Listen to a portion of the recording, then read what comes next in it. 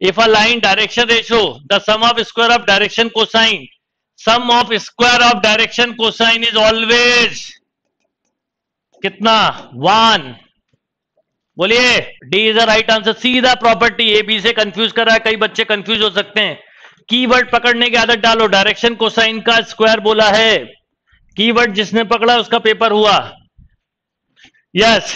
Into how many compartment do the coordinate plane divide in space. कितने होंगे बोलिए. Yes 8. What is the equation of plane which cut intercept 5 unit z axis and parallel to x y plane. एक second में बोल सकते हैं. Intercept form है तो जेड अपॉन 5 इक्वल टू 1 लिख सकते हैं. Intercept on z axis is 5. If a unit vector in x y plane making an angle 30 degree with the positive x axis, then what is एक unit.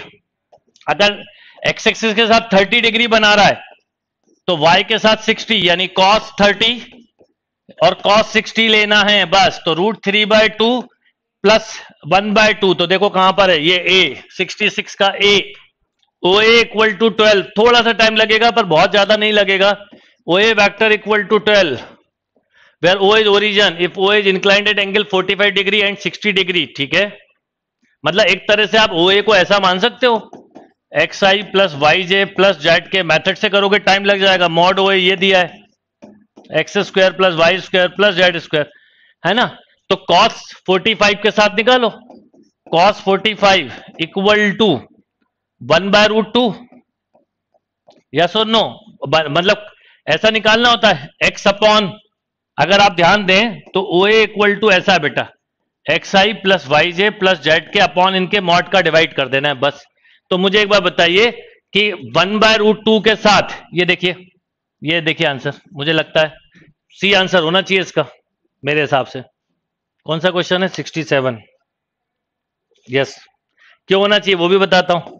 cos 45 equal to आप ऐसा लिखते x upon 12. तो ये 1/√2 equal to x, तो x equal to 12/√2. तो 6√2 हो सकता था. ऐसी 60 है cos 60 इक्वल टू आप लिखते y अपॉन 12. cos 60 1/2 तो y इक्वल टू 6. ये दोनों चीजें इसमें दिख रही हैं इसलिए ले लिया मैंने. 2 एडजेसेंट साइड ऑफ पैरेललोग्राम दी हुई है आपको. ऐसी दो साइडें दी हुई हैं बेटा. क्या क्या दी हैं. 2i, इसमें कुछ प्रिंट प्रॉपर नहीं है.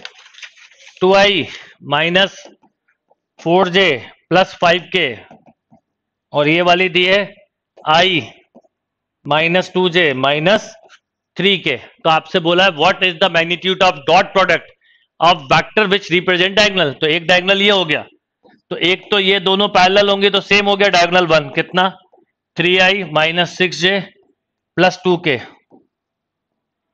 अब एक डायगोनल ये होगा तो इसकी डायरेक्शन तो सी के पर ये अपोजिट हो जाएगा तो माइनस लग जाएगा. Minus 2i plus 4j minus 5k. इन दोनों को ऐड करो d2 तो minus i plus 2j minus 8k. Multiply करिए बेटा. Minus 3 minus 12 minus 16. यस और नो.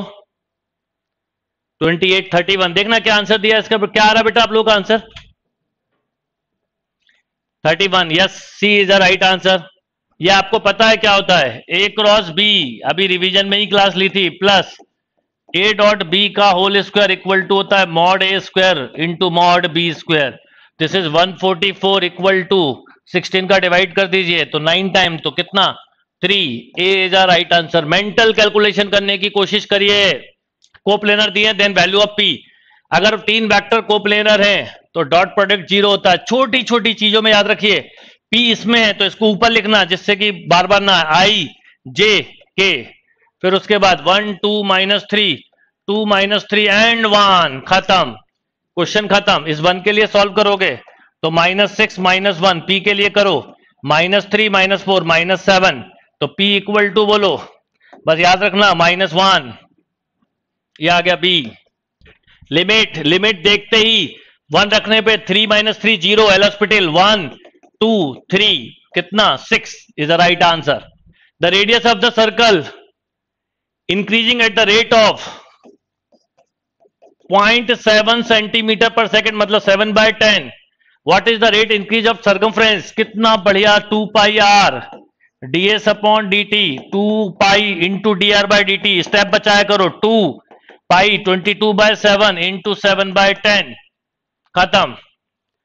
ये 7 से 7 कैंसिल, ये कैंसिल 5 टाइम्स, तो 22/5 4.4 ए।